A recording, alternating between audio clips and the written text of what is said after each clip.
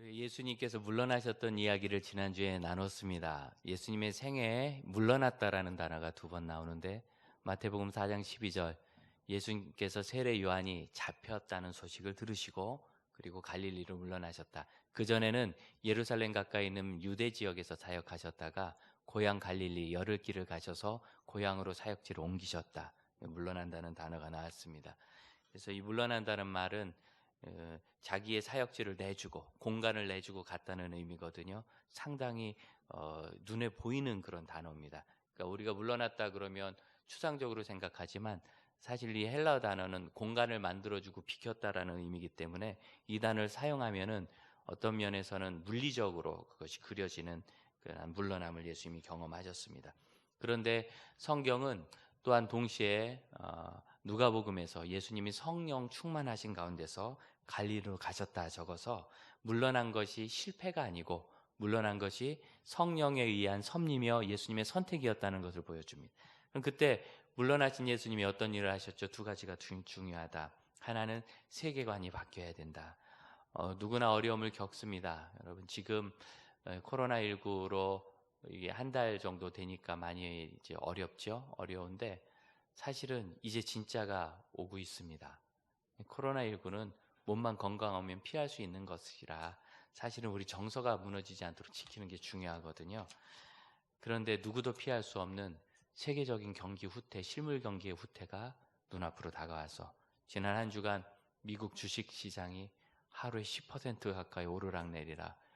뭐 한국이나 중국, 특히 중국같이 신흥국들은 거품 경제가 많으니까 그럴 수 있지만 미국처럼 거품이 사라진 실물 경제가 그렇게 크게 움직인다는 것은 거의 불가능한 일이라 생각됐는데 그런 일이 실제로 일어났습니다. 그리고 석유 가격이, 원유 가격이 급격하게 떨어집니다. 경기가 후퇴하면 원유 가격이 떨어지는 거 맞는데 그런데 이게 러시아하고 사우디하고 경쟁이 붙으면서 사우디가 포문을 열었죠. 여러분, 사우디아라비아는 원유 생산 단가가 배럴당 3달러밖에 되지 않습니다. 미국의 셰일 원유는 40달러 이상으로 봅니다. 아무리 국가에서 지원을 해줘도 30달러 밑으로 내려가면 셰일 원유를 채굴 하는 미국 회사들은 다 망할 수밖에 없어요.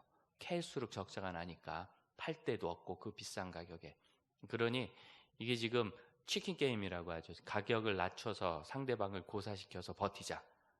이런 것들. 세계 제일의 원유 산유국이 사우디, 러시아 이런 나라도 크지만 사실은 현재 미국입니다. 셰일가스가 워낙 많고 얼마나 더 있는지 아직도 다 몰라요. 그 넓은 육지에 그게 흩어져 있으니까. 그래서 셰일 산업이 크게 발전했다가 이렇게 무너지니까 어떤 면에서는 이 미국의 중층 구조거든요. 석유 산업이라는 것이. 그러면서 그 영향력이 전 세계에 미칠 수밖에 없고 결국은 산유국들이 합의해서 감산할 겁니다. 오래전에 우리나라하고 대만하고 일본하고 반도체 경쟁 벌여가지고 우리나라가 이겼잖아요. 치킨 게임 해가지고 뭐 적자를 삼성과 하이닉스가 어마어마하게 감당해냈으니까 결국은 상대방 산업들 다 무너지고 이제 거의 독점하다시피 이렇게 된 구조인데 그래서 우리나라가 반도체 호황을 오랫동안 누렸습니다. 근데 이 원유는 어렵습니다. 왜냐하면 단가 경쟁이기 때문에 서로 빤한 결과라서요. 그래서 합의는 할 거라 생각하지만 현재 있는 이 상태는 심상치 않습니다. 제가 제일 걱정스럽게 바라보는 것은 금 가격도 떨어졌다는 거예요.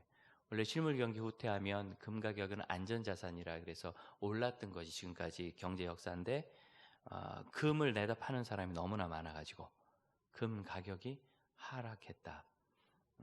여기는 미국이 달러 찍으면서 금 대환하던 것을 포기하면서 생긴 역할도 있을 겁니다. 원래 달러를 찍으면 찍어내는 만큼 금을 사들이게 돼 있는데 금 사들인 거 포기하고 그냥 찍었죠. 미국이 서브프라임 모기지 이후로 외환사태 겪으면서 그냥 그렇게 해버렸습니다. 그러면서 금가격이 흔들리니까 이거는 현상이 좀 이상합니다.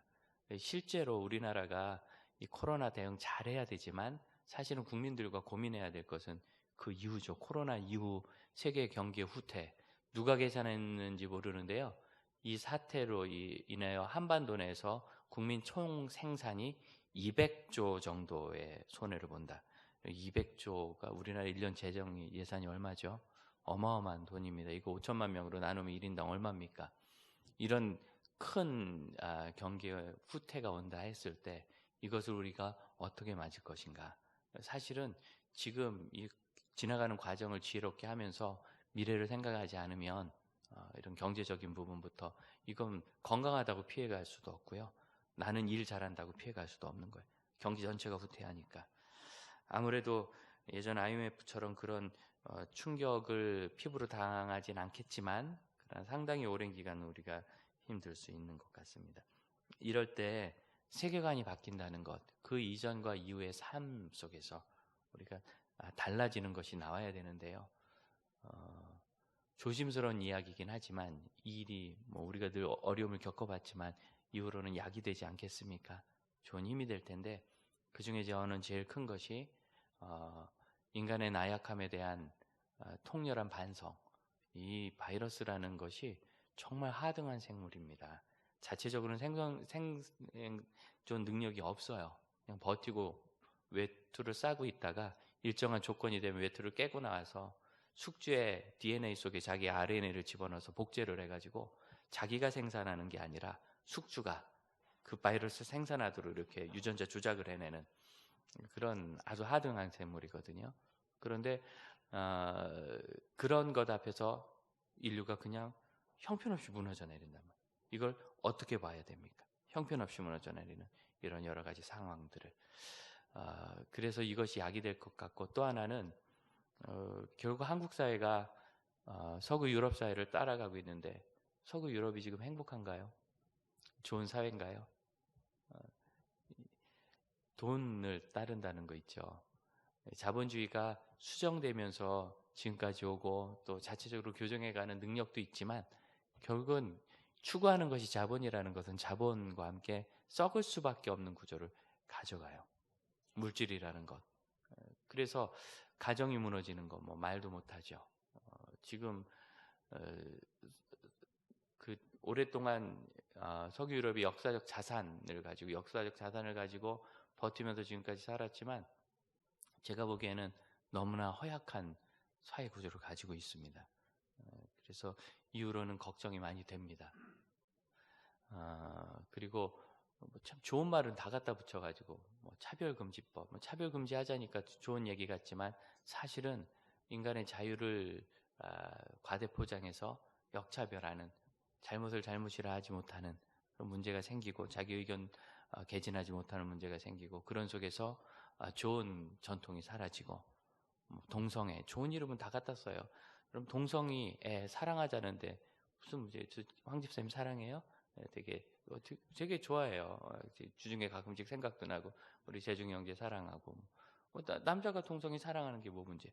동성애라는 이 단어는 원래 영어 자체가 동성 간의 성관계를 나타내는 말입니다. 근데 그걸 사랑을 갖다 붙여가지고 예전에 제가 공부할 때 교수님 중에 한 분이 아주 분노하면서 러브호텔 하지 말라고. 러브라는 말은 그렇게 아무데나 갖다 붙이는 말이 아니라고.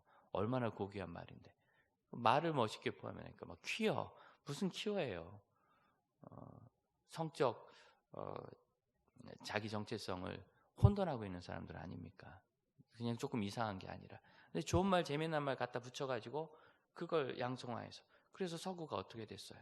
성에 대해서는 좀 무제한적인 자유를 누리고 그래서 자살률이 아주 높아졌어요. 이미 이게 이제 시간이 20-30년 지나가니까 통계가 나오기 시작하는데 동성애가 완전히 확립된 사회에서는 그분들이 우울증에 빠지고 자살하는 확률이 계속 올라가고 있습니다. 생각과 다르죠? 인정해주고 양성화되면 밝은 곳으로 나올 것 같지만 그렇지 않은 거예요. 그 문제 자체가 인간이 가지고 있는 썩어갈 수밖에 없는 그 죄성과 약한 성품으로 가고 자본주의와 쾌락을 최고로 추구하는 거기 때문에 결국은 썩어갈 수밖에 없어요. 이걸 검증돼서 나오는 결과인데 대한민국이 그냥 따라가다가 한 방 탁 맞은 거죠. 그러면서 이 시기를 잘 지나간 후에 지나가겠죠. 지금까지 한 것처럼 저는 이겨낼 겁니다. 그 이후에 이 사회를 어떻게 보아야 될까? 그럼 세계관이 바뀌어야 됩니다. 그동안 내가 무엇을 추구하고 살았는가? 어떻게 생각했는가? 원하는 것은 무엇인가? 나는 삶의 방향을 어떻게 잡았는가? 이런 것들이죠. 그리고 그 중에 예수님께서는 제자들을 부르셨다. 4명의 제자들을 갈릴리에서 부르시고 또 그 이후로 마태를 또 부르시고 한 일이 예수님께서 갈릴리로 물러가신 후에 생겼던 일입니다. 한 편이 생긴다는 거예요. 이건 없던 가운데서 낯선 사람을 찾는 것과는 좀 다릅니다. 우리 박독 집사님이 오늘 오병이어 색칠 공부하는 걸 그려주셨습니다. 원래 우리 교회 교인이었지만 그동안은 이제 미술가 혼자 그리잖아요. 그런데 그려서 같이 하기 시작하는 거예요. 같이 하는 사람들이 거기서 나오는 겁니다. 위기 때 함께 있는 사람들, 그리고 앞으로 같이 갈 사람들, 사람이 자산이라는 것이 여실히 증명되는 이 시기를 볼 것이고, 그동안 무엇 때문에 만났고 무엇이 그 관계를 지속했는가를 다시 보게 하는 일이 생길 겁니다. 이 감염병 사태가 원래 교회가 취약해요. 무슨 소리냐면 지금도 이 코로나19 누가 감염되면 제일 먼저 누굴 봐요? 부모, 자녀, 한 집안에 사는 식구들 보죠. 가족은 밀접 접촉자고 뭐 거리낌 없이 하니까. 그러다 보니까 이 교회도 우리가 가족이잖아요. 교회는 가족같이 살다 보니까 누가 한 사람 감염되면 그것이 옮겨질 확률이 아주 높은 거예요. 친하니까. 그래서 다마스크들 하고 조심하는 일을 우리가 더 할 수밖에 없는데, 진짜 가족이고 내 마음을 보이고 함께해도 두려움이 없는 그런 사람들을 찾고 그들과 함께하는 준비를 지금부터 해내야 된다. 뭔가 이루어 가시는 분들은 늘 느끼잖아요. 같이 할 사람이 없다는 거. 누구랑 같이 할 것인가, 어떻게 할 것인가. 우리 교회가 성장해 나가는 동안도 우리 당회가 제일 많이 고민한 것은 같이 동역할 좋은 동역자들을 만나는 거예요. 거기에는 아끼지 않고 기도와 관심과 또 할 수 있는 최소한의 여러 가지 노력들을 기울였습니다. 아직 아쉬운 게 많지만 저희가 그 부분에 있어서만큼은 최선을 다하려고 했었고, 또 우리 다음 세대들을 세우는 일에 저희 마음을 모으는 것도 했었습니다. 이것이 진짜 중요한데 갑자기 더 중요해진 게 아니라 그 이전엔 잊었다는 거예요. 여러분, 그 갈릴리 지역에 4제자가 원래 있었고요. 또 요한복음에 의하면 이전에도 만난 적이 있어요, 그 사람들을. 그러나 있는 사람들 중에서 동역하는 일들과 함께하는 것들을 개발하지 못했다는 거예요. 늘 찾는 노력을 우리가 해야 됩니다. 그리고 오늘 우리가 읽은 성경은 예수님께서 물러나신 두 번째 사건입니다. 흔히 오병이어라고 되어 있는데요. 이 사건은 어디서부터 이어지느냐면 마가복음 6장 14절을 한번 보시겠어요? 예수의 이름이 드러난지라. 예수께서 갈릴리로 물러나신 다음에 물러나셨으니까 사역이 위축될 것 같지만 오히려 더 활성화됐다는 거예요. 활성화되자 예수님의 이름이 드러났습니다. 헤롯 왕이 듣고 이르되 세례 요한이 죽은 자 가운데 살아났다. 누가복음 9장에도 이 본문이 나오는데 누가복음 9장은 뭐라고 얘기하느냐 하면 어떤 사람들, 어떤 신하들은 세례 요한이 다시 살았어요. 어떤 사람들은 엘리야가 나타난 겁니다. 유대인들은 말세 엘리야가 나타난다고 믿었거든요. 또 어떤 사람들은 구약의 선지자 중에 하나가 다시 왔습니다. 이렇게 이야기를 했는데 이 여러 가지 의견 중에 이 헤롯은 메시아가 다시 살아났다. 세례 요한이 다시 살아났다 하는 이야기에 마음에 쓰이는 거예요. 제가 지난주에 실수를 했더라고요. 제가 설교를 다시 듣다 보니까 헤롯이 자기 형수를 아내로 맞는 것을 세례 요한이 지적했다가 감옥에 갇혔다 이렇게 이야기를 했던데 여러분 표정을 보니까 다 잊었군요. 괜히 얘기했다. 그런데 제가 실수한 겁니다. 형수가 아니라 6장 17절 보니까 전에 헤롯이 자기 동생 빌립의 아내를 헤로디아에게 장가갔다. 이것을 요한이 그러니까 형수가 아니라 제수래요. 제수. 그런데 제가 왜 실수를 했느냐면 이 헬라 단어는 이 아델포스라 그래가지고 동생이 아니라 그냥 형제란 뜻입니다. 위아래가 없어요. 브라더의 위아래가 없죠. 영어 브라더는 그냥 형제지 동생인지 형인지가 안 나와요. 여기 아델포스가 그래요. 그런데 이 빌립을 동생으로 보면 헤롯의 동생 중에 빌립이라는 분봉왕이 있었습니다. 여기 있는 헤롯은 예수님 아기 때 아기들을 죽이던 그 헤롯이 아닙니다. 헤롯 성전을 지은 헤롯은 흔히 이제 헤롯 대왕이라고 부르는데 뭐 그렇게 큰 왕은 아닌데 그냥 헤롯이 하도 많아서 그렇게 불러요. 그래서 그 아버지고 이 아버지에게는 공인된 아내가 6명 있었습니다. 자, 여기 공인된이야. 비공인은 잘 몰라요. 그 다음에 공인된 자녀가 14명 이상이 있었어요. 그리고 공인된 자녀 중에서만 빌립이 2명 이상이에요. 그렇기 때문에 정확하게 알기 어려워요. 그래서 원래 이 성경은 헬라어는 전에 헤롯이 자기가 형제 빌립의 아내 이렇게 돼 있거든요. 근데 우리는 형제 그러면은 우리도 그냥 형제님 하잖아요. 그래서 한국 사람들은 피부에 안 와닿아요. 이 친형제라는 걸 강조해야 돼서 이복이에요. 이복 형제지만 아버지는 같으니까 그래서 다 친형제로 치는데 그렇기 때문에 이걸 강조하려고 형이냐 동생이냐를 쓴 겁니다. 근데 어떤 주경학자들은 형수라고 번역해요. 형수. 자기 형의 아내 헤로디아라 이렇게. 왜 그러냐면 이 동생 빌립은 그래도 왕이었거든요. 한 왕의 왕비를 데려다가 아내로 삼는 건 쉽지 않아요. 헤롯이라는 왕은 흔히 분봉왕 헤롯이라고 부르는데 북부 갈릴리 지역과 그다음에 거의 사막처럼 쓸데없는 요단강 동쪽을 베레아라 합니다. 북부 갈릴리와 베레아 지역을 나누어서 맡은 분봉왕이고 그리고 이 헤롯은 일찍 망해요. 그래서 로마에 추방됩니다. 그리고 아내 헤로디아와 함께 유배지에서 죽습니다. 그리고 빌립이라는 이 동생 왕은 상당히 괜찮은 왕이에요. 그래서 북부 이두렛 지방의 왕이었는데 갈릴리 호수의 북동부 지역입니다. 지금으로 하면 이제 시리아 이쪽 일원이겠죠.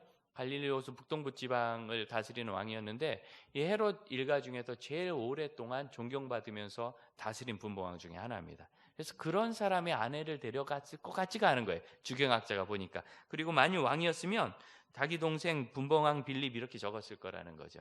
그래서 어떤 사람은 이 빌립은 다른 빌립이다 그래서 형수로도 번역합니다. 제가 자세한 배경을 이렇게 말씀드린 것은 이 집 가계도가 굉장히 복잡하다.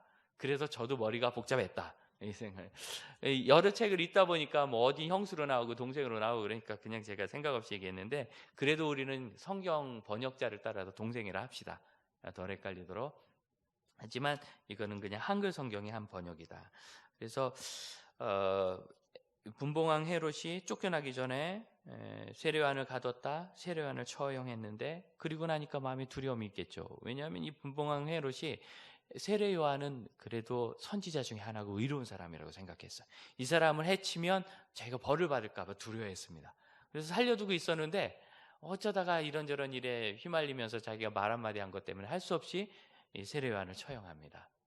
그 사건 때문에 늘 두려움이 있었던 거예요. 그래서 헤롯이 예수님에 대한 이야기를 들었을 때 이런저런 이야기를 하는데 딱 마음에 어떤 게 와닿아요. 세례요한이 살아났다. 자기가 한 잘못 때문에. 사람이 이렇게 제발 저리는 거죠. 그런 일이 생각났고 그리고 누가복음을 보면 이 분봉왕 헤롯이 좀 정확히 알아보기 위해서 예수님을 만나고 싶어 합니다.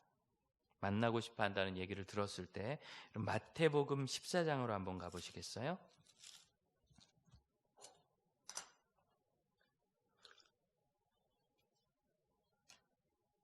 마태복음 14장 13절 예수께서 들으시고 이 소식을 들은 거예요. 헤롯이 예수님을 세례요한의 부활로 생각하면서 예수님을 만나려고 한다는 소식을 들으시고 배를 타고 떠난 거예요. 떠나서 어디로? 빈들로 갔다. 가버나움이란 도시 자체가 갈릴리 호수의 북서부 도시입니다. 중부라면은 호수를 쭉 가로질러 가면은 밖으로는 크게 원이 멀겠죠. 상하로 20km가 넘으니까. 그런데 가버나움은 북서부이기 때문에 갈릴리 호수에서 가보면 그 호수가 전체가 한 번에 다 보여요. 20km더라도. 그래서 배를 타고 가시는 예수님이 어떻게 보면 해안가를 따라가고 가시는 것처럼 보였을 거예요. 그 모습을 보고 사람들이 막 따라 나갔다라는 장면이 13절과 14절입니다. 그런데 여기 보면 예수께서 들으시고 배를 타고 떠나사 따로 빈들에 가시니 이렇게 돼 있는데 동사 2개가 나오죠. 떠나다와 가시다. 이게 원래 헬라어 성경은 한 단어입니다. 물러가다라는 한 단어예요. 예수께서 들으시고 배를 타고 물러가서 빈들로 가셨다. 빈들로 물러가셨다 이 뜻입니다. 빈들은 황무지는 아닌데 그냥 들입니다. 아무것도 없어요. 도시도 없고 무슨 뭐 농지도 없고 숲도 없고 그냥 벌판 들판이죠. 이런 곳으로 예수님이 떠나가신 거예요. 물러가신 거예요. 그래서 물러가다라는 두 번째 단어가 여기 나와요.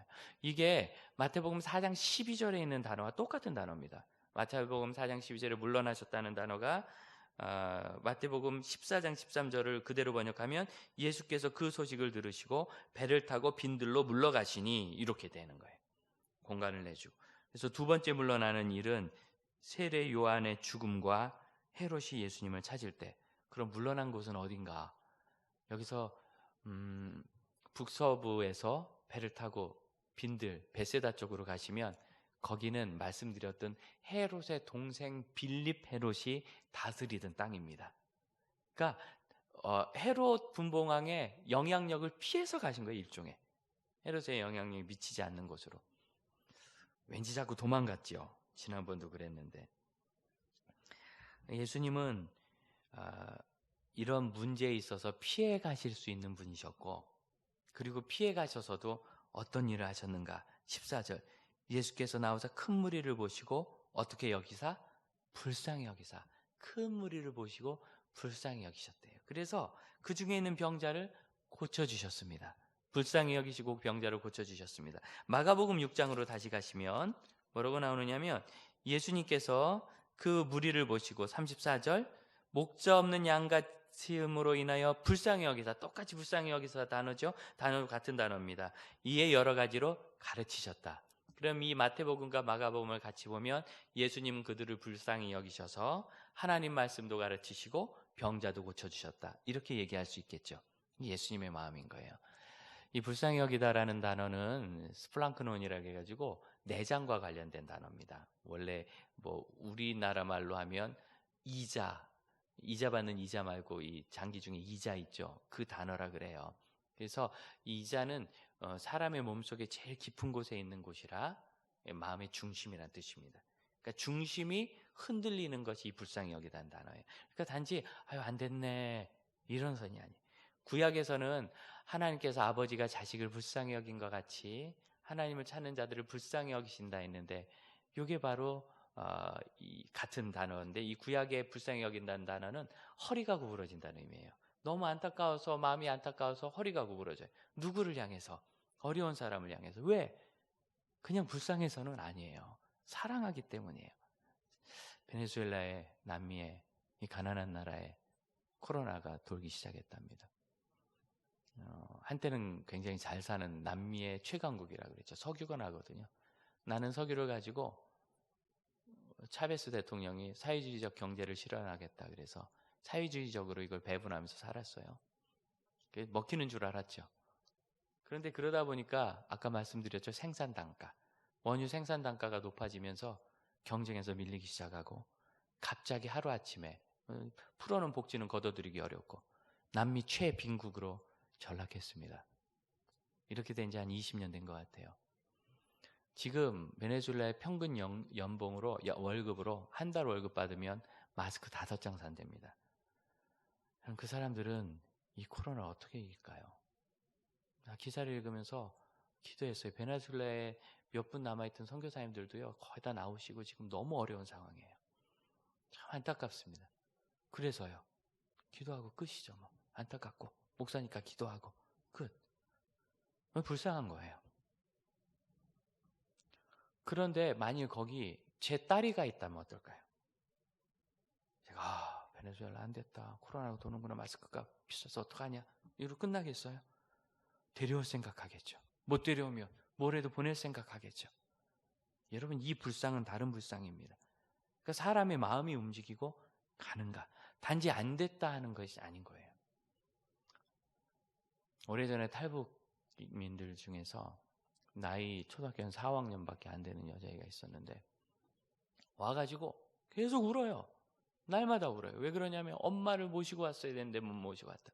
이 아이가 오면서 할머니 오셨고 외할머니, 이모도 왔고 이모부도 왔어요. 근데 엄마만 안 온 거예요. 왜? 이 식구들이 만일 다 잡혀가면 이 엄마가 뒷바라지를 하겠다. 그래서 만일을 위해서 그 뒤처리를 하기 위해서 남은 겁니다, 북한에. 그런데 안 잡혀가고 무사히 다 나왔어요. 나와서 보니까 그 들어오면 엄마도 왔어야 되는데 하고 아이가 울어요. 울고 끝났겠어요? 엄마 불쌍해. 이거 먹으면 이거 엄마도 먹어야 되는데 저걸 엄마도 봐야 되는데 하고 울던 아이가, 그 어린아이가 무슨 재주를 비웠는지 3년 만에 어머니를 데리고 나왔어요. 탈북을 시켰어요. 대단하죠? 우리도 북한 주민 불쌍히 여기죠. 북한의 통치자는 평양을 버리고 어디로 튀었답니다. 코로나 때문에. 우리도 북한 남아있는 사람들 불쌍히 여기죠. 그냥 그것이에요. 그럼 혹시 북한에 있는 사람 불쌍해서 누구 탈북시킨 사람 있어요? 그러신 분이 있으면 저랑 국정원에 좀 갔다 오셔야 될 것 같아요. 우리는 그냥 불쌍히 여기고 끝이에요. 하지만 거기 가족이 있어서 사랑하는 사람은 반응이 다른 겁니다. 지금 예수님은 여기 있는 사람들이 안 됐다, 불쌍하구나, 이것이 아니라요, 사랑하는 마음이 가득한 거예요.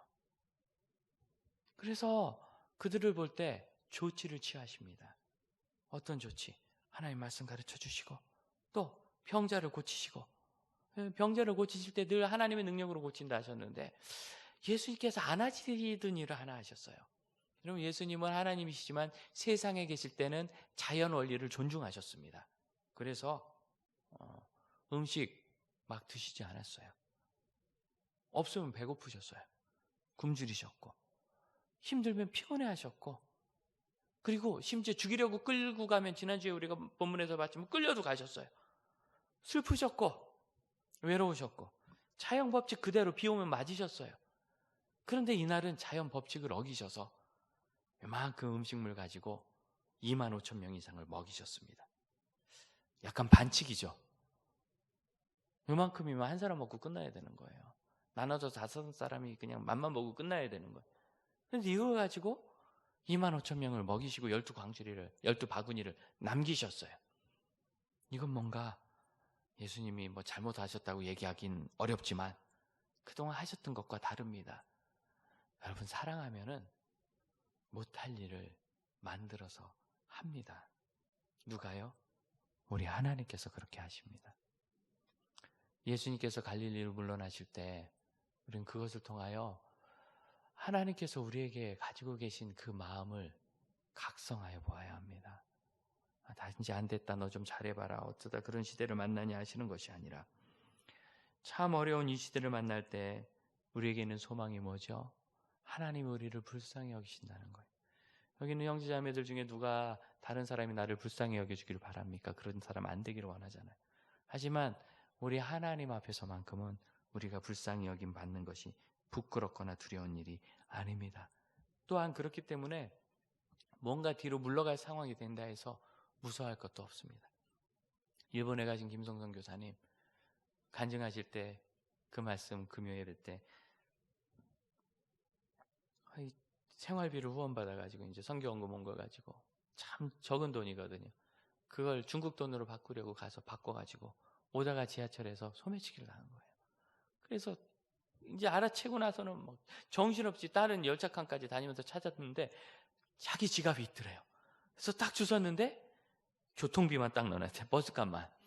그러면서 뭐라고 얘기하시느냐면, 중국 소매치기가 한국 소매치기보다 훨씬 인간적이다. 집에는 갈 수 있게 해준다.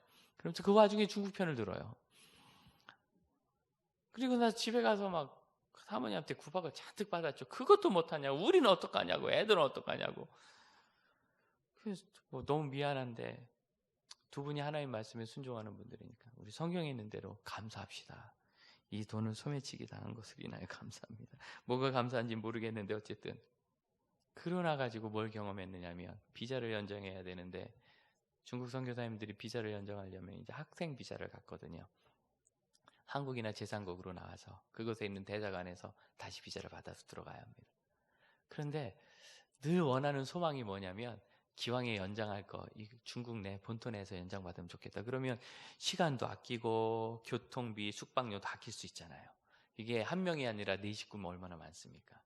그래서 이제 부탁하러 갑니다. 갔는데 당연히 안 해주죠. 그런 거 해준다는 얘기죠. 들어본 적 없습니다. 아주 분위기 좋을 때나 어쩌다 한두 번 되는 거지 안 해주죠. 뭐 대번 거절당했죠. 이런 거 안 해주는 거니까 가라고, 나갔다 오라고. 공안이 그러는데 그래도 우리 형편 좀 봐주셔 하고 이제 좀 거기서 기다렸어요. 근데 해필이면 그때 그 도시에 무슨 행사가 있어가지고 조금 높은 사람이, 경찰이, 공안이 자매였는데 들어와서 이거 저거 지 싫어하더니, 이 사람 뭐예요? 뭘 좀 요청하러 왔다. 빨리 해줘서 보내라고 그래서 빨리 해줘서 나왔대요. 4명의 비자를 그냥 연장받아서 항공료하고 이런 경비가 잃어버린 돈의 한 4배 정도 됐다. 이 얘기를 들을 때 안 잃어버렸으면 5배인데 여러분 그러시면 안 되겠죠. 제가 말씀드린 건 하나님이 그 돈을 주신다는 말씀을 드리고 싶은 것이 아니라 비자를 연정해 주실 때는 하나님이 연정해 주시더라는 거예요.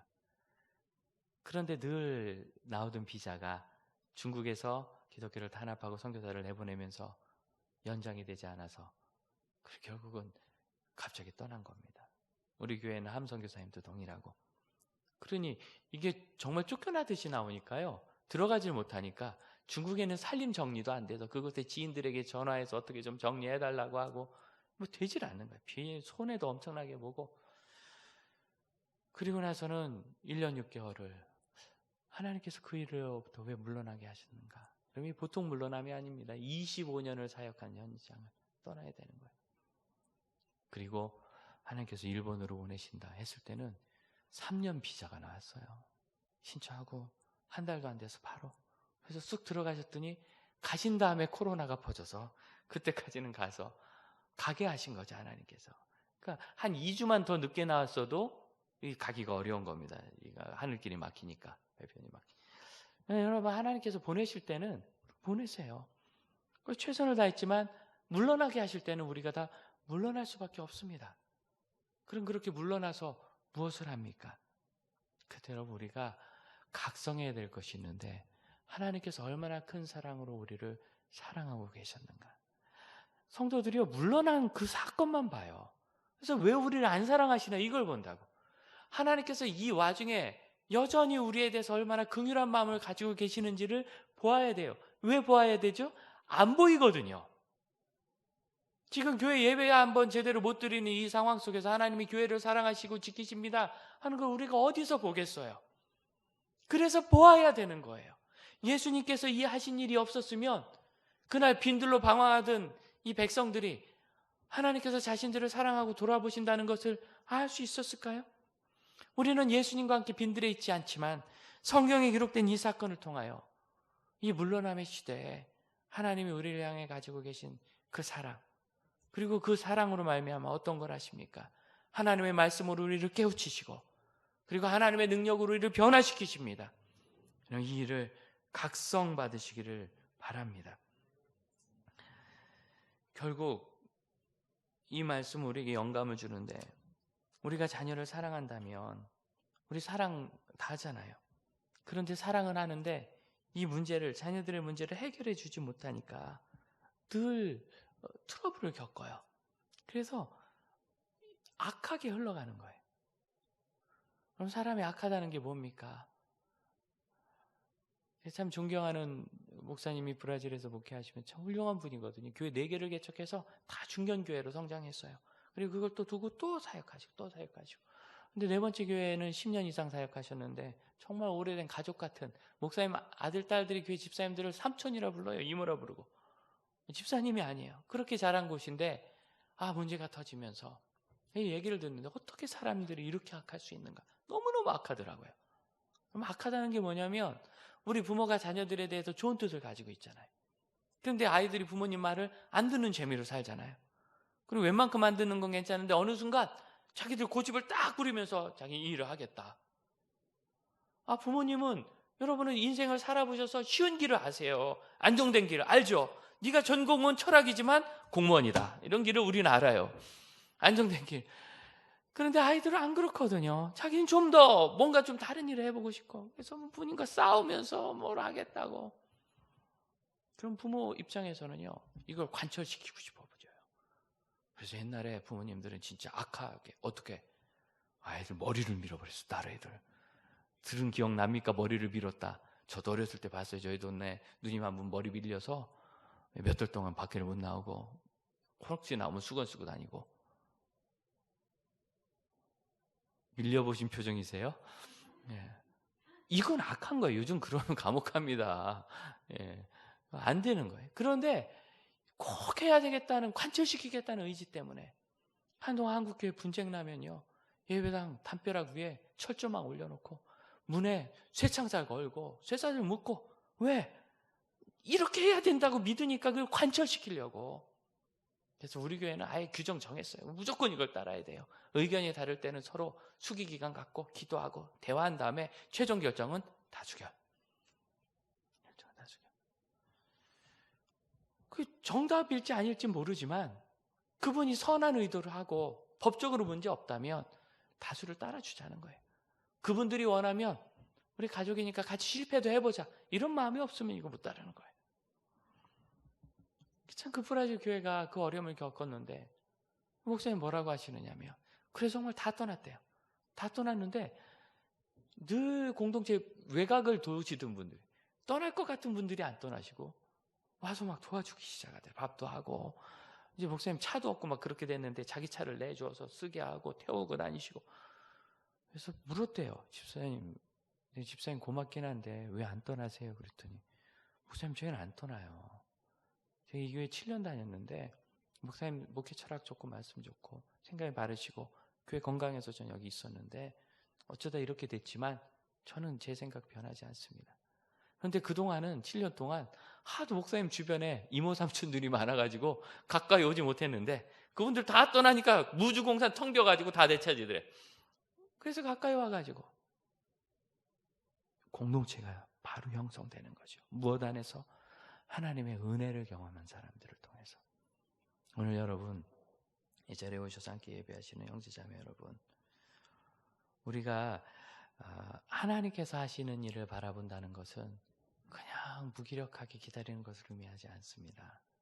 하나님이 우리에게 주신 진리의 말씀, 하나님이 하시는 병자를 고치시고 오병이의 기적을 베푸시는 하나님의 역사, 결국 하나님의 사랑을 누리는 삶의 그 베이스 속에 어떤 액션, 활동이 일어나느냐면 하나님의 은혜의 말씀 진리와 그리고 하나님께서 하시는 하나님의 역사. 그럼 우리 삶을 돌아봐야 돼요. 우리는 우리 삶에 하나님의 역사가 일어날 구조를 가지고 있는가?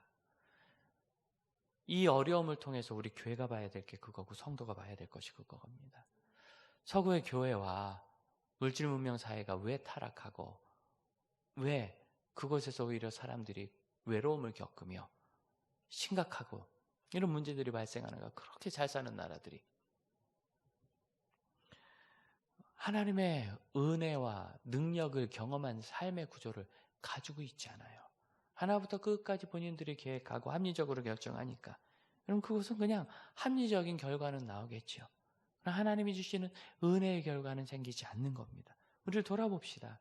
우리는 하나님께서 기적을 베푸실 수밖에 없는 삶의 구조를 가지고 있는지, 그럼 무식하고 무대포로 사시라는 게 아닙니다. 적절하고 합당하게 지혜롭게 살아야 하지만, 그러나 핵심적인 부분에서는 우리가 포기하지 않는 것 있죠. 하나님의 뜻을 따르는 사람들이 되는 것, 그때 하나님의 역사가 우리 안에 일어날 것입니다.